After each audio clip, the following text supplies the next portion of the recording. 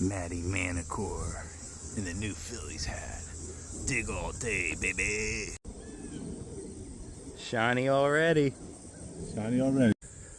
Where are all the tokens? Let me see the back.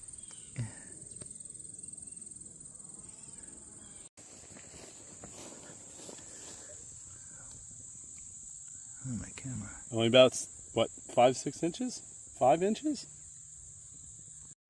Alright, here we go. We got a compact lid, something copper, lead shot, maybe a split shot, not sure.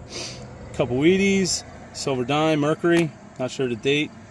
Presidential coin, token, per se, clean off when we get home.